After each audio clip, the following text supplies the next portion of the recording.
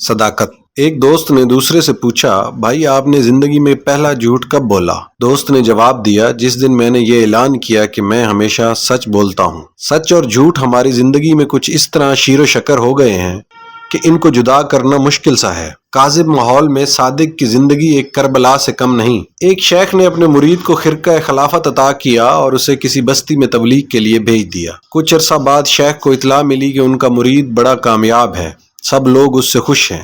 شیخ نے مرید کو طلب کیا اور کہا خرقہ خلافت واپس کر دو۔ مرید نے شیخ سے ناراضگی کا سبب دریافت کیا۔ شیخ نے کہا، سنا ہے کہ سب لوگ تجھ سے خوش ہیں۔ مرید نے کہا، آپ کی مہربانی ہے۔ شیخ نے غصے سے کہا کہ سب لوگوں کا خوش ہونا اس بات کا ثبوت ہے کہ تم نے سچ بولنا چھوڑ دیا ہے۔ سچ اور جھوٹ کی شناخت ہر انسان کو یکساں میسر نہیں ہوتی۔ ایسا ممکن ہے کہ دو انسان اپنی اپنی صداقت کے زوم میں ایک دوسرے سے دست و گریباں ہوں۔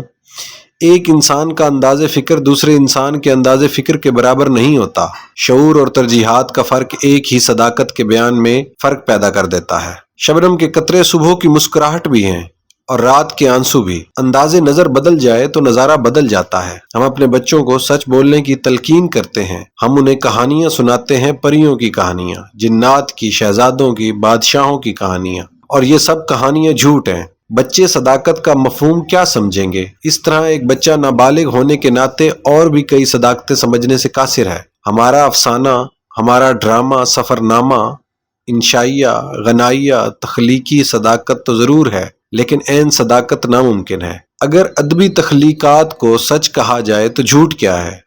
اگر جھوٹ ہے تو سچ کیا ہے؟ مولانا روم کی مثنوی فارسی زبان میں قرآن کہلاتی ہے، لیکن مثنوی کی اکثر کہانیاں عربی کی قرآن کی مفہوم کے مطابق سچ نہیں ہیں، لیکن ان سے حقیقت فہمی آسان ہوتی ہے۔ بے باک بیانی نے مثنوی کے اندر رہ کر صداقت بن جاتا ہے۔ اگر کوئی اور مصنف ایسی ویسی کہانی لکھ دے تو نہ صرف یہ کہ وہ صداقت نہ رہے گی بلکہ فحاشی بھی بن سکتی ہے۔ دراصل صداقت بیان کرنے والے کے ساتھ اپنا رنگ بدلتی رہتی ہے۔ کوئی جھوٹا آدمی سچ بولنے لگے تو سمجھ لینا چاہیے کہ خطرے میں ہے۔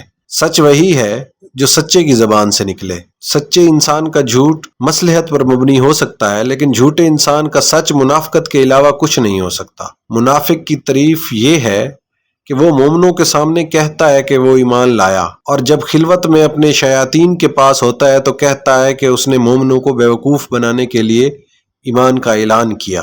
منافق اس انسان کو کہتے ہیں جو مومنوں اور کافروں میں بیک وقت مقبول ہونا چاہیے۔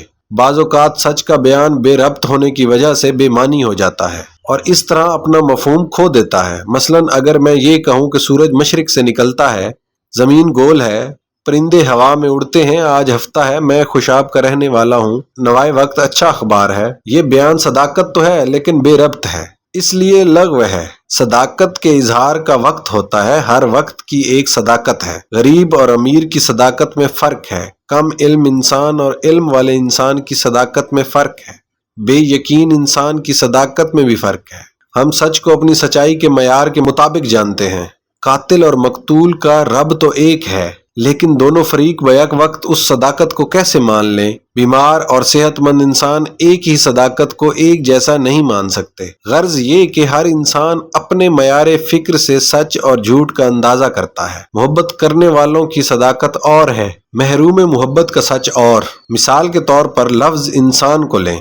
ہر آدمی انسان کے بارے میں الگ شعور رکھتا ہے۔ انسان کی تعریف میں ہمیں طرح طرح کے بیان ملیں گے۔ مثلا انسان اشرف المخلوقات ہے، انسان ظلوم و جہول ہے، انسان ہی احسن تقویم کی شرح ہے، انسان اسفل السافلین بھی ہے۔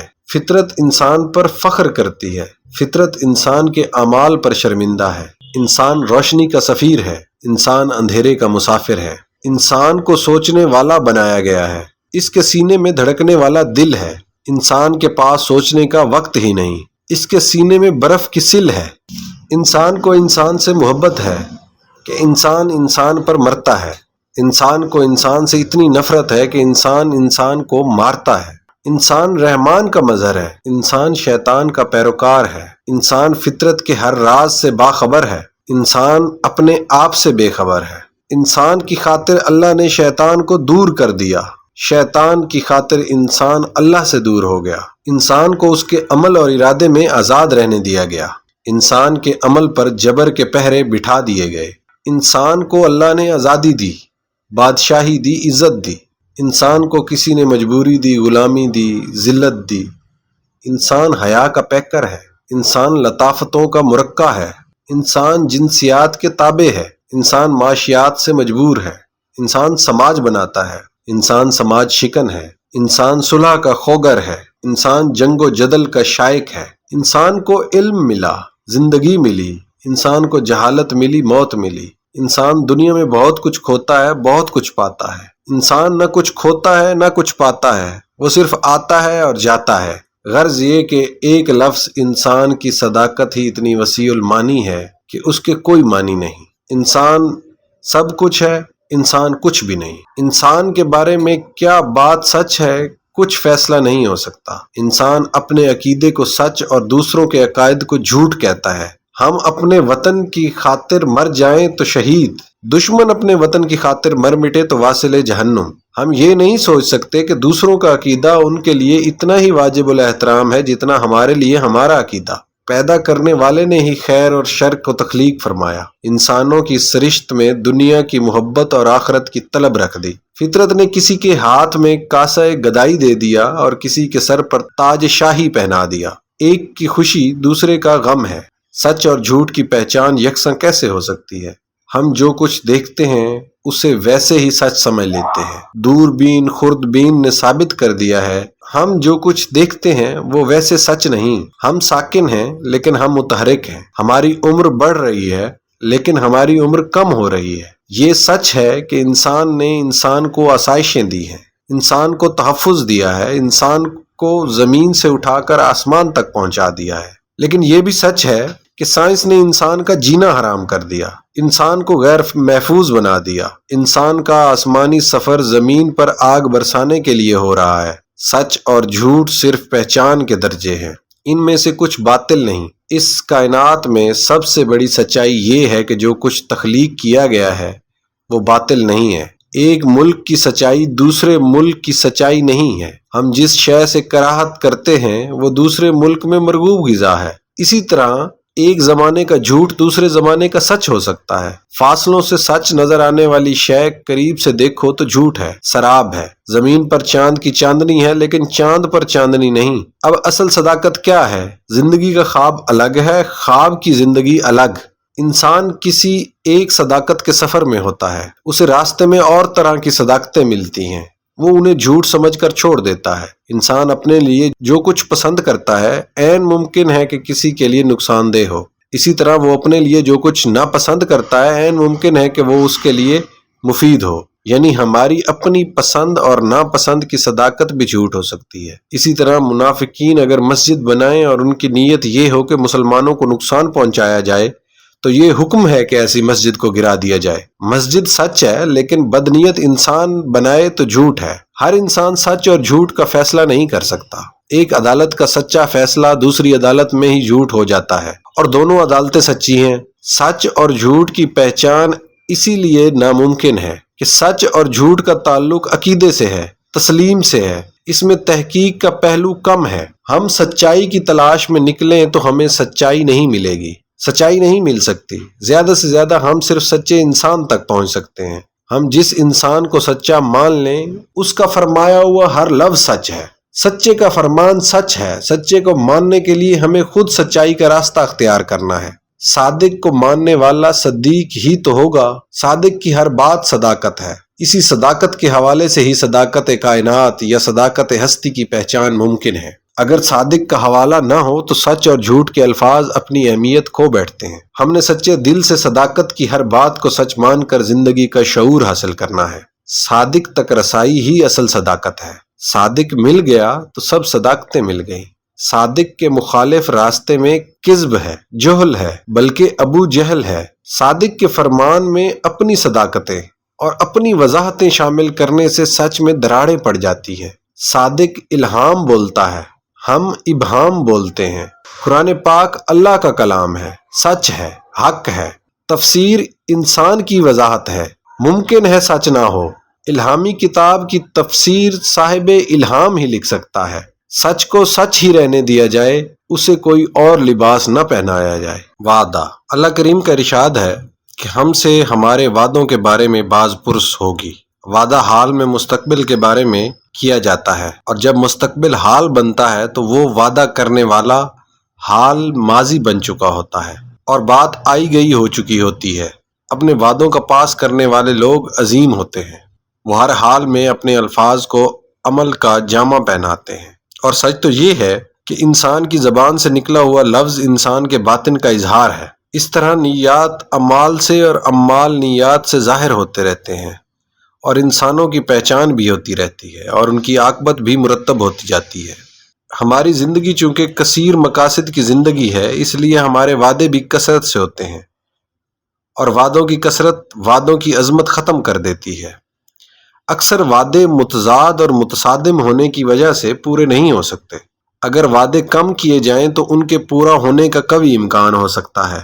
हमारे वादे हमारे अपने साथ होते हैं, लोगों के साथ होते हैं और खुदा के साथ होते हैं। हमारा अज़्म हमारे अपने साथ हमारा वादा है, उसे पूरा करने की सही की जाती है। कभी कभी हालात और हादसात रास्ता नहीं देते और हम अपने अज़ाइम को हसरतों में शुमार करके चुप हो जाते हैं। हर आदमी कामयाब होने का अज़म करता है और हर इंसान कामयाब नहीं हो सकता। ये वाक़यात की सख्ती की वजह से होता है और हम ट्रेजेडी का शिकार हो जाते हैं।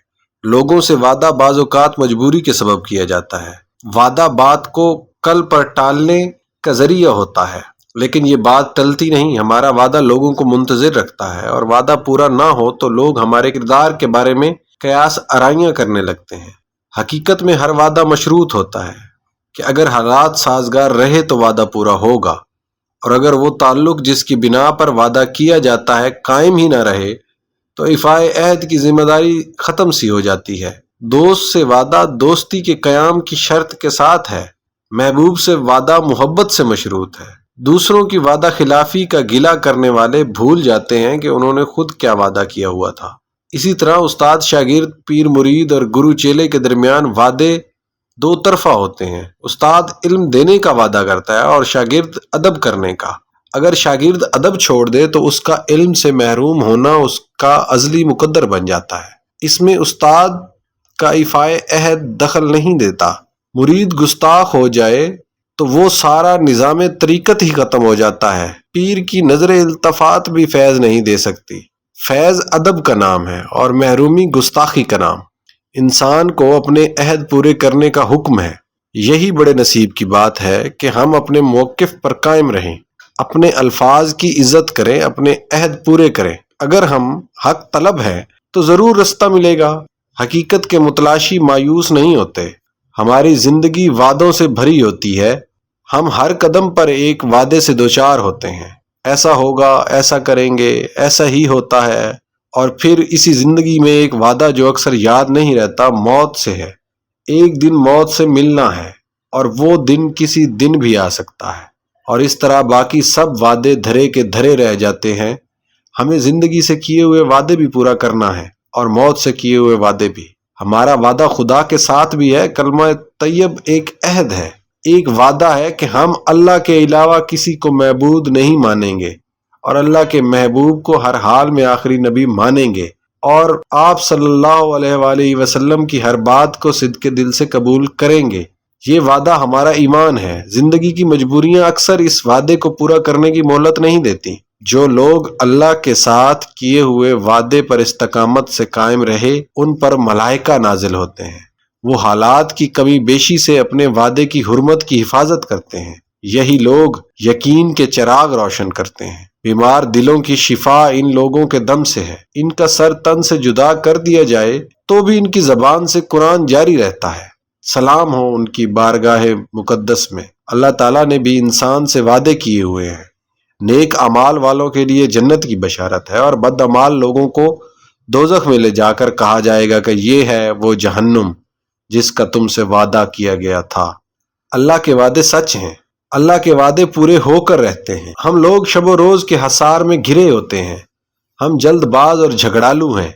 हम फौरी तौर पर अपने अमाल का नतीजा चाहते हैं, लेकिन अल्लाह करीम हमें मोहलत अता फरमाता है कि हम खुद अपने अमाल का जायजा लें। فوری نتیجے کی صورت میں کہیں ایسا نہ ہو کہ ہمیں عبرت سے دوچار ہونا پڑے۔ ابھی وقت ہے، غنیمت ہے، توبہ کے ذریعے اپنی بدعمالیوں سے نجات حاصل کی جائے۔ اللہ کا وعدہ ضرور پورا ہو کر رہتا ہے۔ مسلمانوں کے لیے عزت اور کشادگی کا وعدہ ہے۔ سیاست کے میدان میں بھی بڑے حسین و جمیل وعدے ہوتے ہیں۔ کامیاب سیاستدان وہی ہے جو وعدے کرنے میں سخی ہو۔ ایک سیاستدان سے کسی نے پوچھا، آپ نے اتنے وعدے کیے، پورا کوئی وعدہ نہیں کیا؟ وہ بولا، ابھی ایک وعدہ باقی ہے۔ پوچھنے والے نے پوچھا، کیا؟ اس نے کہا کہ وعدہ پورے کرنے کا وعدہ تو ابھی کیا ہی نہیں۔ قصہ مختصر یہ کہ حزب اقتدار وعدہ کرتی ہے اور حزب مخالف وعدہ شکنی کا اعلان کرتی رہتی ہے۔ لوگ سنتے رہتے ہیں اور وقت گزرتا رہتا ہے۔ تخلیق پاکستان ایک وعدہ تھا، خدا کے ساتھ، مسلمانان پاکستان کے ساتھ، مسلمانان ہند کے ساتھ، بلکہ مسلمانان عالم کے ساتھ۔ یہی وعدہ ہمارا آئین ہے، بلکہ ہمارا دین ہے۔ اللہ کی زمین پر، اللہ کے بندوں پر اللہ کے دین کا نفاذ ہی وہ وعدہ تھا جو پورا ہونا چاہیے۔ لوگوں کی زندگی بھی کامیاب بنائی جائے اور عاقبت بھی۔ غریب کو مایوس نہ ہونے دیا جائے اور امیر کو معذور نہ ہونے دیا جائے۔ یہ وعدہ اس وقت پورا ہوگا جب نہ کوئی مظلوم ہوگا نہ محروم۔ بہرحال اگر ہم اپنے وعدوں کو پورا کرنے کا عزم اسمیم کر لیں تو معاشرے سے برائی ختم ہو سکتی ہے۔ ایک سرکاری ملازم جس کا وعدہ تنخواہ کے عوض کام کرنے کا ہے، اپنی محنت یا خدمت کا معاوضہ رشوت کی شکل میں طلب نہیں کرے گا۔ وعدہ بہرحال وعدہ ہے۔ تنہائیوں میں کیے ہوئے وعدے جب پورے نہیں کیے جاتے تو عدالتوں میں ان کی تشہیر ہوتی ہے۔ ازدواجی زندگی کا سکون وعدہ خلافی کی وجہ سے برباد ہوتا ہے۔ محبت کے رشتے طلاق کی تلواروں سے کٹتے ہیں۔ یہ سب وعدوں کی عزت نہ کرنے کا نتیجہ ہے۔ کاروباری زندگی میں وعدہ خلافیاں عدالتوں میں اذیت ناک مراحل طے کرتی ہیں۔ قانون وعدہ شکنی کی الگ انداز میں سزا رکھتا ہے۔ اللہ کریم نے وعدہ خلافی کی الگ انداز میں سزا مقرر کر رکھی ہے۔ مناسب ہے کہ انسان وعدہ کرنے سے پہلے غور کر لے، لیکن جب وعدہ کر لیا جائے تو اسے ہر حال میں پورا کرنے کی صحیح کی جائے۔ اسلام ہمیں صداقت کا درس دیتا ہے، اور سب سے زیادہ صادق الوعدہ ہستی حضور پر نور صلی اللہ علیہ وآلہ وسلم کی ہے، اور اس ہستی کا ہر وعدہ ہمیشہ پورا ہوا۔ درود و سلام آپ صلی اللہ علیہ وآلہ وسلم کے وعدوں کی صداقت پر۔ اسلام جمع فرقہ برابر ہے صفر۔ اگر کلام الہی یا قرآن کریم میں کسی لفظ کا اضافہ کر دیا جائے یا کسی لفظ کی تخفیف کر دی جائے تو وہ قرآن کریم نہیں رہے گا، اور تحریف کرنے والا واجب القتل ہوگا۔ قرآن کریم اللہ کا کلام ہے اور اتنا مکمل ہے کہ اس میں اللہ کے لفظ کا اضافہ بھی ممکن نہیں۔ قرآن سے الفاظ شیطان نکالنا ممکن نہیں، بلکہ قرآن کی زبر زیر پیش کو بدلنا ممکن نہیں۔ اس کی حفاظت اللہ کریم نے ایسے انداز سے فرمائی ہوئی ہے۔ یہ مقدس قرآن جیسا تھا ویسا ہی ہے اور ویسا ہی رہے گا۔ نہ بدلنا قرآن کا اعجاز ہے۔ اگر خدا نہ خواستہ یہ بدل جائے تو یہ قرآن نہیں ہوگا۔ قرآن کی ترتیب کو بھی بدلنا ممکن نہیں۔ قرآن پاک ایسی کتاب کا نام ہے، کسی اور کتاب کو کسی اور زبان کا قرآن کہنا قرآن مقدس کی شان میں گستاخی ہے، گناہ ہے۔ اسی طرح اللہ کریم کے بارے میں جو علم، تعلیم، اطلاع، خبر اور ارشاد حضور انور صلی اللہ علیہ وآلہ وسلم کی زبان سے عطا ہوا، وہی اللہ کے بارے میں حرف آخر ہے۔ کسی اور مذہب کا کوئی اور بیان جو ماں سوائے بیان پیغمبر ہوگا ہمارے لیے نہیں ہے۔ مثلا اللہ کو کسی ایسے اسم سے پکارنا جس کی سند حضور انور صلی اللہ علیہ وآلہ وسلم سے نہ ملی ہو، پیر کو اللہ اور اللہ کو پیر کہنا نامناسب ہے۔ اللہ کریم کی جو صفات عالیہ حضور نے بیان فرما دی ہیں، بس وہی صفات ہیں، جیسے اس زمانے میں ویسے ہی آج کے دور میں اور ویسے ہی ہمیشہ ہمیشہ۔ الآن کما کان، میں جیسے تھا ویسے ہوں۔ اللہ کریم کو ہم نے دریافت نہیں کیا، معلوم نہیں کیا، ہمیں حضور اقدس صلی اللہ علیہ وآلہ وسلم کی ذات نے فرما دیا، ہم نے تسلیم کیا، ہم نے سنا اور مان لیا۔ اگر یہ کہہ دیا جائے اللہ ہمارے شہر میں کسی انسان کی شکل میں موجود ہے تو بغیر کسی لمحے کے توقف کے ہم یہ کہہ سکتے ہیں کہ یہ جھوٹ ہے، بہتان ہے، سراسر غلط ہے۔ اگر کوئی شخص یہ کہے کہ اس سے اللہ نے کلام کیا اور اس سے کہا ہے کہ وہ لوگوں سے کہہ دے کہ عذاب آنے والا ہے تو یہ غلط ہوگا، اور کہنے والا جھوٹی نبوت کا دعوے دار اور لائق تعزیر ہوگا۔ اگر کوئی انسان یہ کہہ دے کہ وہ اللہ سے جو چاہے منوا سکتا ہے تو یہ بات غلط ہوگی، ناممکن ہوگی۔ کن فیکون کی طاقت اللہ کی ہے۔ اللہ کے پاس انسان کا کہا ہوا اللہ کا کہا ہوا نہیں ہو سکتا، الا یہ کہ وہ انسان کامل حضور اکرم صلی اللہ علیہ وآلہ وسلم کی ذات گرامی ہو، وہ ذات جو بغیر وحی کے کلام نہ کرے، اور یہ صفت کسی امتی سے منسوب کرنا مناسب نہیں۔ اللہ اور صرف اللہ کو ماننے اور اس سے تعلق کا نام اسلام نہیں۔ حضور اکرم صلی اللہ علیہ وآلہ وسلم کے وسیلے کے بغیر تقرب الہی کا تصور خارج از اسلام ہے۔ ہم پر اللہ کی اطاعت فرض ہے، اللہ کی عبادت ضروری ہے، لیکن تقرب حق کا کوئی ایسا دعویٰ جو حضور انور صلی اللہ علیہ وآلہ وسلم کے فرمائے ہوئے میزان کے علاوہ ہو اور اسے غلط ثابت کرنے کا تکلف بھی غیر ضروری ہے۔ اسی طرح اسلام ایک مکمل اور محفوظ دین ہے۔ اس کو تکمیل کی سند مالک حقیقی نے خود یہ کہہ کر فرمائی ہے کہ الیوم اکملت لکم دینکم، جس دن، جس گھڑی، جس لمحے یہ دین مکمل کر دیا گیا، اس کے بعد کے اضافے، تخفیفیں، تحریفیں، رنگ رنگ کی وضاحتیں، انوکھی تشریحات اسلام پر احسان نہیں، بلکہ اس کے برعکس اسلام کو اس کی بنیادی رنگ کے علاوہ کسی اور رنگ میں پیش کرنے کی صحیح نامناسب ہے۔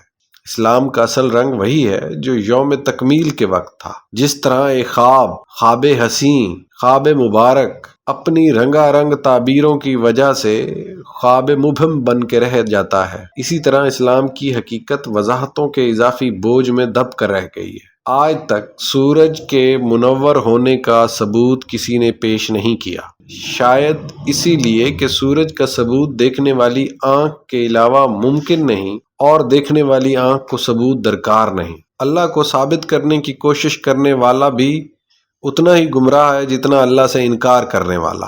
اللہ ثابت کرنے سے ثابت نہیں ہوتا، اللہ کو ماننا ہے، جاننا نہیں۔ یہ تسلیم بغیر ایمان کے نہیں، اور ایمان پیغمبر کی صداقت کو تسلیم کرنے کا نام ہے، اور یہ تسلیم اطاعت شریعت محمدی ہے۔ اسلام تحقیق سے نہیں، تسلیم سے حاصل ہوتا ہے۔ اسلام کو عمل سے نکال کر علم میں داخل کرنے والے اسلام کے محسن نہیں ہیں۔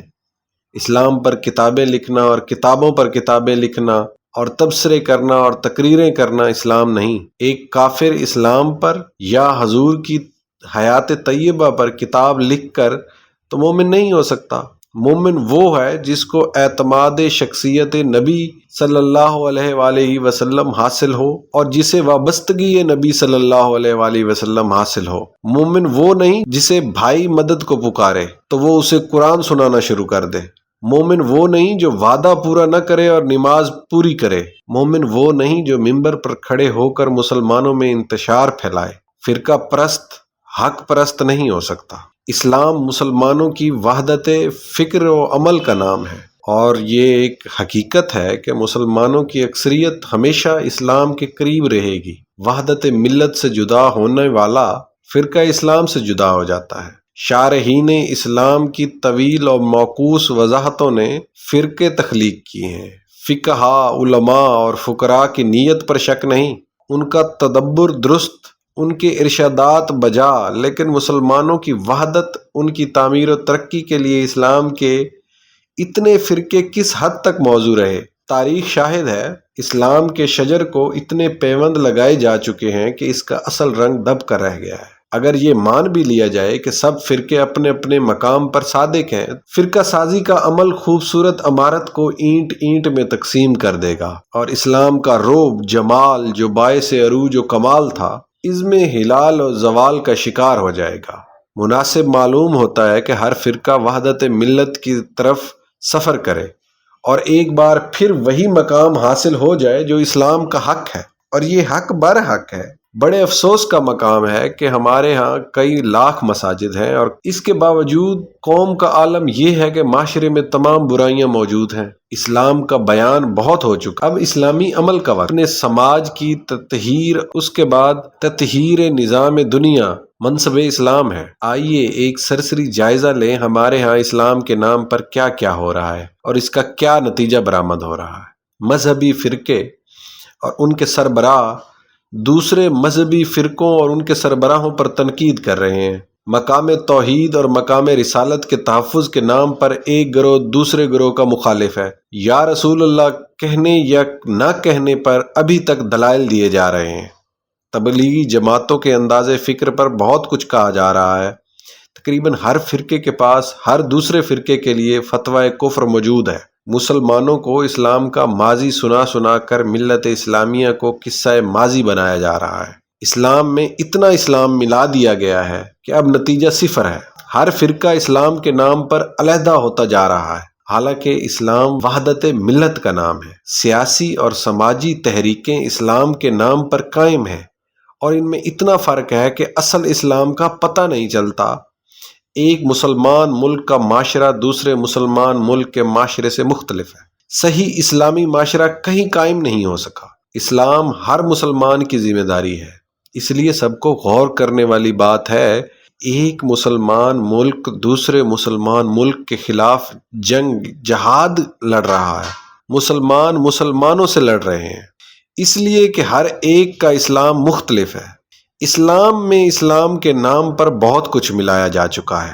اس کے برعکس افغانستان پر روسی حملے کے باوجود کسی طرف بھی جہاد کی ضرورت کا احساس نہیں پیدا ہوا۔ اسلامی شعور مفقود ہوتا جا رہا ہے۔ اپنے ملک میں اسلام کے نفاذ کی کوشش جاری ہے۔ 1400 سال بعد بھی مسلمانوں پر اسلام کا نفاذ ایک مسئلہ ہے۔ غور کرنا پڑے گا یہ کیسے مسلمان ہیں جن پر ابھی اسلام کا نفاذ ہونا ہے، اور یہ کیسا اسلام ہے جو ابھی مسلمانوں پر نافذ ہونا ہے۔ میلاد مصطفیٰ صلی اللہ علیہ وآلہ وسلم کانفرنس کچھ اور تقاضے رکھتی ہے، تبلیغی جماعت کچھ اور انداز اختیار کرتی ہے، علماء کانفرنس مشائخ کانفرنس سے الگ ہوتی ہے، بریلوی دیوبندی الگ الگ انداز ہیں، یا رسول اللہ کانفرنس محمد الرسول اللہ کانفرنس سے الگ ہے۔ ایک اسلام میں کئی اسلام شامل ہو چکے ہیں۔ نتیجہ یہ ہے کہ حقیقت خرافات میں کھو گئی۔ اسلام وحدت ملت کا پیغام لایا، اور ہم اسلام کے نام پر تفریق کر رہے ہیں۔ اسلام کی راہ میں سب سے بڑی رکاوٹ مسلمانوں میں وحدت عمل کی کمی ہے، اور یہ حقیقت ہے کہ جب تک تمام فرقے اور تمام شارحین اسلام اکٹھے نہیں ہوتے، وحدت ملت کا تصور تک ممکن نہیں۔ قائد اعظم کے پیچھے چلنے والوں سے تو کسی نے کلمہ نہیں سنا تھا، کیوں؟ پاکستان کے لیے جان قربان کرنے والوں سے تو کسی نے نہ پوچھا کہ وہ کس طریقت کے لوگ ہیں۔ افسوس ہے کہ قرآن وہی ہے، اللہ وہی ہے، اللہ کے رسول صلی اللہ علیہ وآلہ وسلم وہی ہیں، لیکن اسلام وہی نہیں۔ ہر آدمی اسلام کا دعوے دار ہے، اور ہر دوسرا آدمی بھی یہی دعویٰ رکھتا ہے، لیکن وہ آپس میں اکٹھے نہیں ہوتے۔ کیوں؟ اسلام میں اسلام کے نام پر بہت کچھ شامل ہو گیا، نتیجہ صفر ہے۔ آج اسلامی معاشرہ، اسلامی معیشت، اسلامی فقہ، اسلامی اخوت، اسلامی وحدت، اسلامی ثقافت سب بدل سے گئے ہیں۔ ہم حضور پرنور صلی اللہ علیہ وآلہ وسلم کے دور سے اتنے دور آ گئے ہیں کہ ایک بار پھر وہیں سے شروع کرنا پڑے گا۔ کلمہ توحید کو روح وحدت مان کر اسلام کا عمل شروع کرنا چاہیے، ورنہ علم اور صرف علم اسلام سے بہت دور لے جائے گا۔ اسلام والے نفاق سے توبہ کر کے وحدت و محبت میں متحد ہو جائیں، ورنہ کئی اسلام نتیجہ صفر دیں گے۔ اسلام جب اللہ کا دین ہے تو اسے اللہ کی رضا حاصل ہونی چاہیے، اور اللہ کی رضا ہی مسلمانوں کی سرفرازی کی ضامن ہے۔ آج کے مسلمانوں کی زبوں حالی اس لیے ہے کہ اسلام میں ملاوٹ ہو گئی۔ آج کے فقہا مسلمانوں کو ایک اسلام سے وابستہ کر کے انہیں پھر عروج کی منزل دکھائیں۔ ابھی وقت ہے فرقوں سے الگ ہو کر وحدت ملت کی طرف سفر کیا جائے، ورنہ اگر وقت ہاتھ سے نکل گیا تو خدا نخواستہ ہر مسجد مسجد کرتبہ بن کر رہ جائے گی۔ ماضی کی یادگار عظیم، یادگار مسجد کرتبہ حال اور مستقبل سے محروم ہم مسلمان ہیں۔ یہی ہمارا فرقہ ہے، یہی ہماری طریقت ہے، اور یہی ہماری جمعیت۔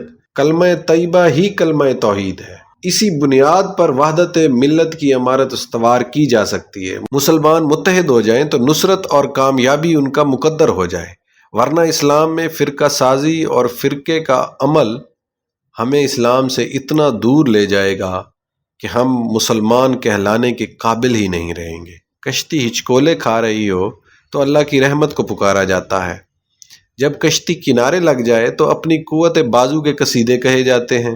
بہت کم انسان ایسے ہیں جو اپنے حاصل کو رحمت پروردگار سمجھتے ہیں۔ رفاقت کی تمنا سرشت آدم ہے۔ آدم کو ہر مقام پر رفیق کی ضرورت ہے۔ جنت بھی انسان کو تسکین نہیں دے سکتی اگر اس میں کوئی ساتھی نہ ہو، کوئی اور انسان نہ ہو، کوئی ہمراز نہ ہو، کوئی سننے والا نہ ہو، کوئی سنانے والا نہ ہو۔ آسمانوں پر بھی انسان کو انسان کی تمنا رہی، انسان کی طلب سے چھٹکارا ممکن نہیں۔ تنہائی صرف اسی کو زیب دیتی ہے جو لا شریک ہے، جو ماں باپ اور اولاد سے بے نیاز ہے۔ لا مقام میں رہنے والا تنہا رہ سکتا ہے، لیکن زمین پر رہنے والا تنہا نہیں رہ سکتا۔ یہ انسان کی ضرورت بھی ہے اور اس کی فطرت بھی۔ انسان کسی مقام پر تنہا نہیں رہ سکتا۔ قبل از پیدائش اور بعد از مرگ کے حالات تو اللہ ہی جانتا ہے، لیکن زندگی میں انسان پر کوئی دور ایسا نہیں آتا جب وہ تنہا ہو۔ نہ جنازہ تنہا، نہ شادی تنہا۔ رات کے گہرے سناٹے میں اپنی کرسی پر اکیلا بیٹھا ہوا انسان بھی اکیلا نہیں ہوتا۔ اسے ماضی کی یادیں آتی ہیں، اس کے ساتھ وہ نظارے ہوتے ہیں جو اس کے سامنے نہیں ہوتے۔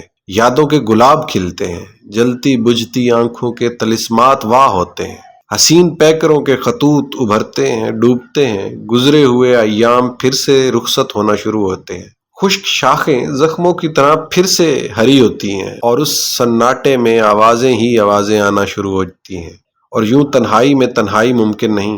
رفاقت کی افادیت سمجھنے کے لیے ضروری ہے کہ انسان اپنی صفات، اپنی صلاحیتوں کا جائزہ لے۔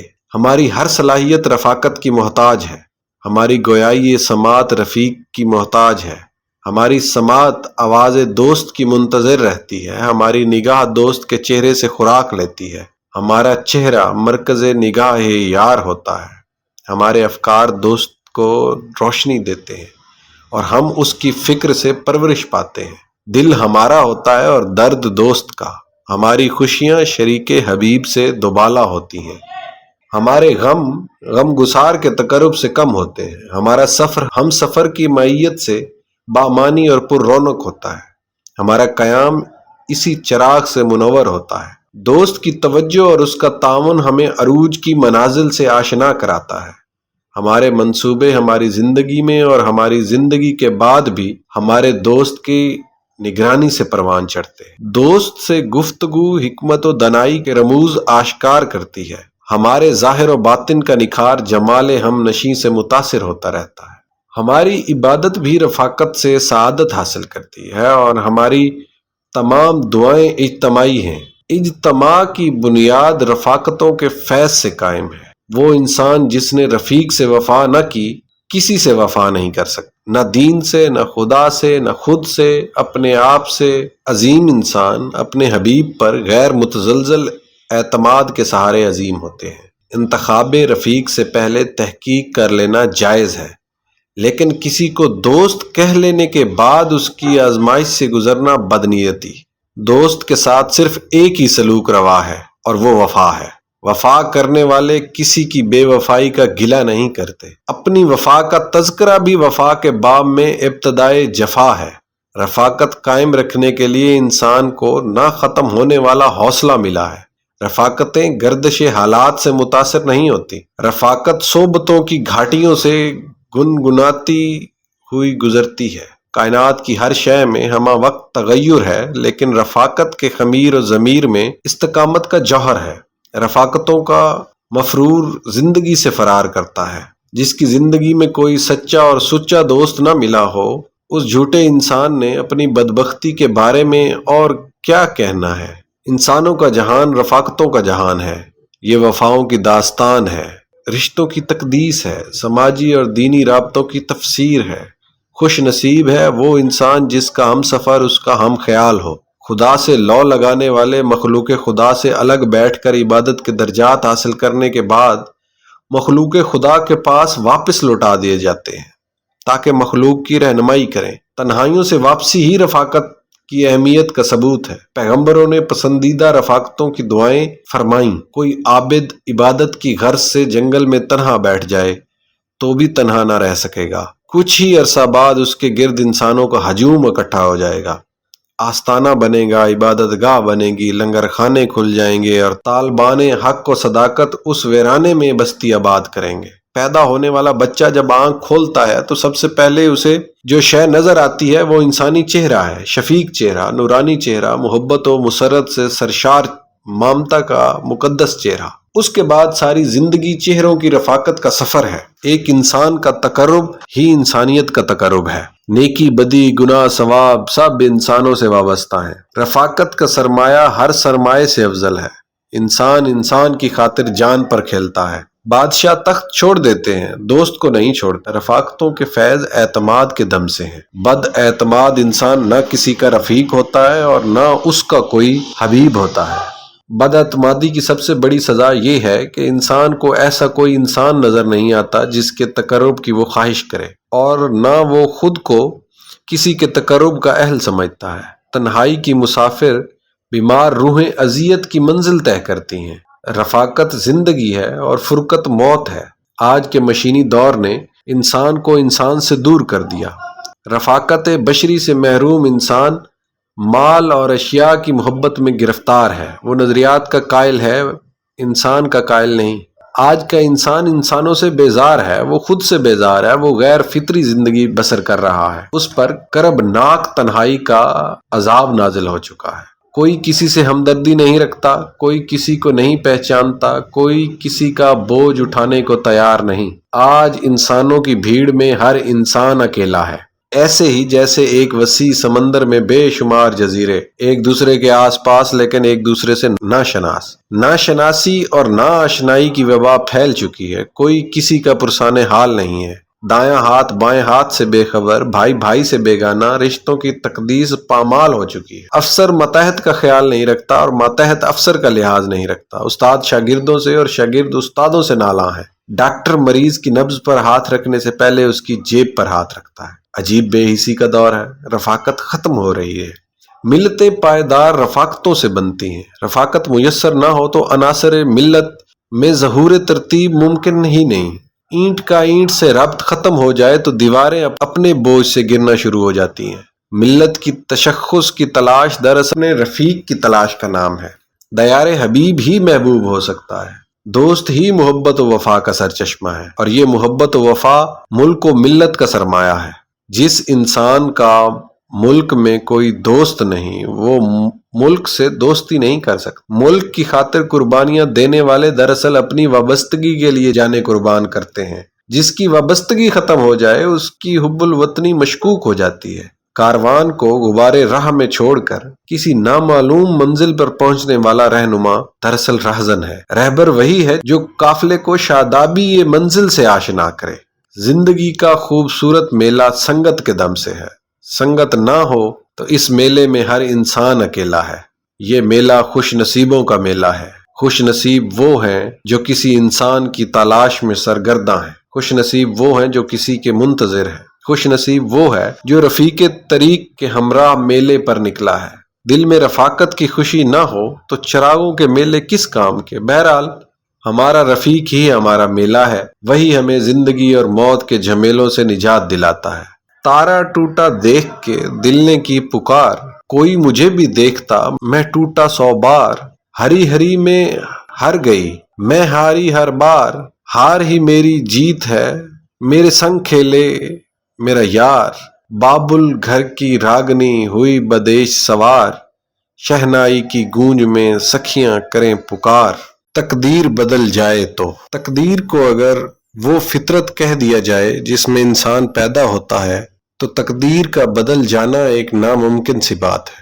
پہاڑ کا اپنی جگہ سے ٹل جانا ممکن ہے لیکن فطرت کا بدل جانا ناممکن ہے۔ شیر بھوک سے مر جائے گا لیکن گھاس نہیں کھائے گا، کیونکہ شیر کی فطرت میں ایسے نہیں۔ شیر کا مقدر گوشت ہے، شیر کی تقدیر اس کے مزاج کی شکل میں اس کے ساتھ ہے۔ شاہین کو شاید معلوم ہی نہ ہو، اس کی فطرت میں بلند نگاہی اور بلند پروازی اس طرح شامل کر دی ہے، اسے پرندوں کی دنیا کا بادشاہ کہا جاتا ہے۔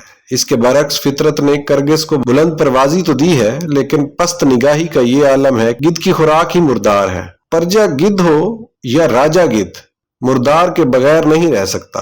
مردار خوری اس کی تقدیر ہے، اس کا مقدر ہے۔ گدھ کی نگاہ مردار اجسام کے علاوہ کچھ اور دیکھنے سے قاصر ہے۔ کائنات کی ہر شے کو اپنے اپنے مقدر کے لیے مقرر کر دیا گیا ہے۔ کسی شے کو اپنے مدار اور اپنے حصار سے باہر نکلنا دشوار ہے۔ اجسام اور افراد اپنے مزاج سے نکل کر اپنے آپ کو قائم نہیں رکھ سکتے۔ ہر ذی جان اور بے جان شے کا اپنی تقدیر میں پابند رہنے کا عمل ہی اس کائنات کی استقامت، اس کے حسن کا راز ہے۔ اگر ہوائیں چلنے سے انکار کر دیں تو نظام ہستی ختم ہو جائے، سورج تپش سے باہر نکل جائے تو کائنات درم برم ہو جائے، ہر شے اپنے مقدر میں رہن رکھی جا چکی ہے۔ انسان کو اکثر یہ بات ناگوار لگتی ہے کہ اس کے لیے ایک تقدیر بھی مقرر کر دی گئی ہے۔ پابندی اور جبر انسان کو کبھی پسند نہیں رہا، اسے آزادی اور آزاد خیالی سے محبت ہے۔ اگر انسان سے یہ کہہ دیا جائے کہ پستیوں میں رہ کر بلندیوں کی تمنا کرنا ہی اس کا مقدر ہے تو شاید یہ بات اتنی واضح نہ ہو۔ پابندیوں میں آزادیوں کی تمنا انسان کی سرشت میں تو ہے، لیکن وہ آزادی کی خواہش کو مقدر کی مجبوری ماننے پر بھی تیار نہیں۔ بہشت میں انسان کو ہر طرح سے آزادی تھی، خوشی تھی، محنت کے بغیر خوراک میسر تھی۔ کیا نہیں تھا؟ صرف ایک پابندی تھی کہ اس درخت کے قریب نہیں جانا۔ انسان نے اپنا بہشت قربان کر کے یہ پابندی آخر توڑ ہی دی۔ انسان آزادی چاہتا ہے، مقدر سے بھی آزادی۔ کوئی شخص پیدا نہیں ہوتا جب تک اس کے ہمراہ اس کا مقدر نہ پیدا ہو۔ اچھا یا برا، مقدر ضرور ہوتا ہے، اس میں تعجب کی کوئی بات نہیں۔ انسان کے ماں باپ ہی اس کا مقدر ہے۔ اب پیدا ہونے والا بچہ والدین کی صفات لے کر پیدا ہوا، اسے وہ ماحول ملا، وہ عقائد ملے، وہ مزاج ملا، وہ محبت، وہ شفقت، جو ملا سو ملا۔ نفرت ملی تو بھی مقدر ملا۔ بہرحال پیدا ہونے والے کے ساتھ تقدیر موجود ہے۔ انسان اپنے والدین کی تاثیر سے بچ نہیں سکتا۔ والدین کی فطرت ہر طرح سے اولاد پر اثر انداز ہوتی ہے۔ اثر بڑھتے بڑھتے تقدیر بن جاتا ہے۔ انسان کا اپنا چہرہ اس کی تقدیر ہے۔ عمل اور کردار کے اظہار سے پہلے انسان کا چہرہ اس کے لیے پسندیدگی اور ناپسندیدگی کے جذبات پیدا کر چکا ہوتا ہے۔ انسان کی تقدیر اس کے مزاج کی شکل میں اس کے اندر موجود رہتی ہے۔ یہ مزاج خواہش پیدا کرتا ہے، خواہش عمل پیدا کرتی ہے، اور عمل ایک نتیجہ پیدا کرتا ہے۔ ہم نتیجے کو مقدر کہہ لیں یا اس کے مزاج کو جس سے یہ نتیجہ نکلا، فرق نہیں پڑتا۔ مقدر بہرحال انسان کے ساتھ ہے۔ تقدیر کے مقابلے میں انسان نے تدبیر کا تصور رکھا ہوا ہے۔ تدبیر یا حسن تدبیر ہی دراصل تقدیر کی مہربانی ہے۔ ہماری تدبیریں تقدیر کی معاون ہیں، تقدیر کے مقابل نہیں آ سکتی۔ جب برے دن آتے ہیں تو انسان کی تدبیریں غلط ہو جاتی ہیں۔ ہمیں غلط یا صحیح مشورہ دینے والا دوست تقدیر کا قاصد ہوتا ہے۔ کیا تقدیر بدل سکتی ہے؟ اگر تقدیر بدل جائے تو بدلنے سے پہلے بھی تقدیر کا ہونا بے معنی سا ہے۔ تقدیر بدل جائے تو حاصل بھی ہے تقدیر۔ دراصل تقدیر نہیں بدلتی، جو بدل جائے وہ تقدیر نہیں۔ جب ہم کسی تکلیف میں ہوتے ہیں تو ہم سمجھ نہیں سکتے کہ تقدیر اب کیا ہے۔ اگر مقدر اچھا ہو تو کہیں نہ کہیں کوئی نگاہ مرد مومن کی نگاہ بن کر تکلیف دور کر جاتی ہے۔ نگاہ مرد مومن ہی تقدیر ہے، سب کے لیے نہیں ہے، جس کے لیے ہے اس کا مقدر۔ تقدیر پر بحث کرنا مناسب نہیں ہے۔ جبر و قدر کے مسائل بحث سے حاصل نہیں ہوتے۔ جو کچھ ہو گیا، جو گزر گیا، اسے تقدیر کہہ لیا جائے، اور جو ہونا ہے، آنے والا ہے، اسے امکان کہہ لیا جائے تو بات سمجھ میں آ سکتی ہے۔ آنے والا بدل سکتا ہے کیونکہ ابھی آیا نہیں، گزرا ہوا بدل نہیں سکتا کیونکہ وقت کا پہیہ واپس نہیں ہو سکتا۔ یہی تقدیر ہے۔ جو گیا وہ واپس نہیں آیا، اگر واپس آیا تو وہ نہیں تھا، سب کچھ بدل گیا تھا۔ جب انسان کا شعور بیدار ہوتا ہے، وہ اس کائنات کی ہمہ رنگ نئے رنگیوں کا جائزہ لیتا ہے۔ وہ اپنے لیے کچھ پسند کرتا ہے، کچھ انتخاب کرتا ہے۔ بس یہی لمحہ انتخاب لمحہ تقدیر ہے۔ تقدیر ہمیں ہماری عاقبت کے سامنے لے جاتی ہے۔ یہ خوش نصیبی بھی ہے اور بد نصیبی بھی ہو سکتی ہے۔ موسیٰ علیہ السلام کو معلوم نہیں تھا کہ آگ کی تلاش ان کے لیے کون سا مقدر لانے والی ہے۔ ہم نہیں سمجھ سکتے کہ ہمارا انتخاب ہمارے لیے کیا دشواریاں اور کیا آسانیاں لائے گا۔ ایک غلط فیصلہ زندگی کو بہشت سے نکال کر دوزخ میں ڈال دیتا ہے، اور اسی طرح ایک قدم خوش بختی کا قدم دوزخ سے نکال کر ہمیں بہشت میں پہنچا سکتا ہے۔ اس کائنات میں ایسا ہوتا ہی رہتا ہے۔ معمولی واقعات، بہت معمولی واقعات بڑے غیر معمولی نتائج کے ذمہ دار ہو سکتے ہیں۔ تقدیر صرف میرا عمل ہی نہیں، تقدیر میرے دوست کا عمل بھی ہے۔ دوست ناراض ہو جائے تو میری تقدیر بگڑ سکتی ہے، حالانکہ میری تقدیر کا میں ہی مالک ہوں۔ ہماری آدھی تقدیر ہمارے اعمال میں ہے اور آدھی ان کے اعمال میں جو ہم سے وابستہ ہیں۔ انسان اپنی تقدیر آپ بنائے یا اسے بنی بنائے تقدیر مل جائے، فرق نہیں پڑتا۔ ہم ایک مقررہ مدت تک یہاں ہیں اور اس کے بعد ہمارا سفر ختم ہو جائے گا۔ اس کے بعد ہمارے فیصلے ہمارے اعمال اور ہمارے نتائج پر نہیں بلکہ ہماری نیات پر ہوں گے۔ اچھی نیت ہی اچھا مقدر ہے، اور شخص کی تقدیر بگڑ جاتی ہے جس کی نیت میں فطور ہو۔ نیت کا برا انسان مقدر کا برا ہوتا ہے۔ تقدیر کا تعلق منشاء الہی سے ہے اور تدبیر کا تعلق میری منشا ہے۔ جو کچھ اللہ نے میرے لیے مقرر کر رکھا ہے وہ مجھے مل کر رہے گا۔ میری صحیح، میری کوشش بغیر منشاء الہی کے مجھے کچھ نہیں دے سکتی۔ میں تقدیر کے حصار سے نہیں نکل سکتا کیونکہ میں وجود سے باہر نہیں نکل سکتا۔ میں آسمانوں کی وسعتوں میں نہیں رہ سکتا۔ میرا ٹھکانہ زمین ہے، میرا یہی مقدر ہے۔ میں گاڑی میں سوار ہونے سے پہلے کسی بھی ذریعہ سفر کا انتخاب کر سکتا ہوں۔ بڑے امکانات ہیں سفر کے لیے، بڑے ذرائع ہیں، لیکن جب میں گاڑی میں سوار ہو جاتا ہوں تو یہ مقدر ہے۔ میں اپنے لیے امکانات کے دسترخوان سے تقدیر کی ڈش منتخب کرتا ہوں۔ مجھے اپنے انتخاب پر گلہ نہیں، اس لیے میں تقدیر سے راضی ہوں۔ وہ انسان جو اپنی زندگی سے مطمئن ہے وہ ہر طرح کی تقدیر سے مطمئن ہے۔ جو خود اپنے سے راضی نہیں وہ تقدیر سے کیوں راضی ہوگا؟ دنیا کے عظیم انسان صاحب مقدر تھے، صاحب نصیب تھے۔ ان کا عمل تو واضح ہے، ایسا عمل کرنے سے تو اتنی عظمت پیدا نہیں ہو سکتی۔ پیغمبر صلی اللہ علیہ وآلہ وسلم کے دین پر چلنے والے ضرور فلاح پا سکتے ہیں، لیکن پیغمبروں کا مقدر دیکھیں کہ کس کے گھر میں پیدا ہو کر کیا بن گئے۔ اس کائنات کے اندر تقدیر نے عجب تقسیم کی ہے، کہیں نغمہ ہے، کہیں رنگ، کہیں مور، کہیں کوا۔ پہاڑوں کو میخوں کی طرح گاڑ دیا، دریاؤں کو روانی دی، مچھلی تیرتی ہے، پرندے اڑتے ہیں، سورج روشن ہے، رات تاریک، زندگی فانی ہے، زندگی عطا کرنے والا باقی ہے۔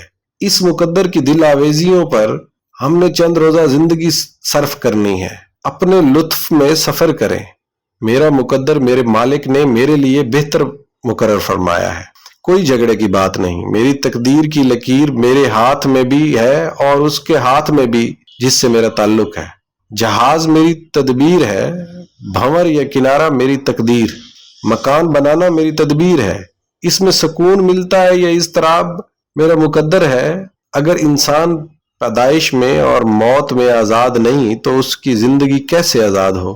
جس کو اپنے آپ پر اعتماد نہ ہو اسے کسی خوش فہمی سے کیسے اعتماد ہوگا؟ جو انسان اپنے قد سے باہر نہیں نکل سکتا وہ تقدیر کی حد سے کیسے باہر نکل سکتا؟ بہرحال تقدیر ماننے والوں کے لیے ایک نعمت ہے، نہ ماننے والوں کے لیے یہ آزمائش ہے۔ اگر یہ سوچ لیا جائے کہ ماضی میرا مقدر ہے، حال فیصلے کا لمحہ ہے، مستقبل امکانات کا خزانہ۔ فیصلے سے پہلے ہر راستہ منزل کا راستہ ہو سکتا ہے، لیکن فیصلے کے بعد مسافر کے لیے منزل تک پہنچنے کا راستہ صرف ایک ہی راستہ ہے، اور وہی مقدر ہے۔ مقدر بدل نہیں سکتا، ہمارے پروگرام بدل سکتے ہیں، لیکن امر الہی ٹل نہیں سکتا۔ بڑے بڑے کامیاب انسانوں کو ان کی اولاد نے ایسی ناکامیاں عطا کی ہیں کہ بس خدا کی پناہ۔ اولاد کا عمل بھی والدین کے اعمال کی طرح انسان کی زندگی پر اثر انداز ہو کر اسے ایک مقدر کے حوالے کر دیتا ہے۔ انسان اپنے آپ کو کہاں تک محفوظ کرے گا؟ چراغ کو آندھی اور طوفان سے بچایا جا سکتا ہے، لیکن چراغ کے اندر ہی سے تیل ختم ہو جاتا ہے، اس چراغ کو کوئی نہیں بجھاتا، یہ خود ہی بجھ جاتا ہے۔ زندگی کی دیوار اپنے بوجھ سے ہی گرتی ہے، یہی اس کا مقدر ہے۔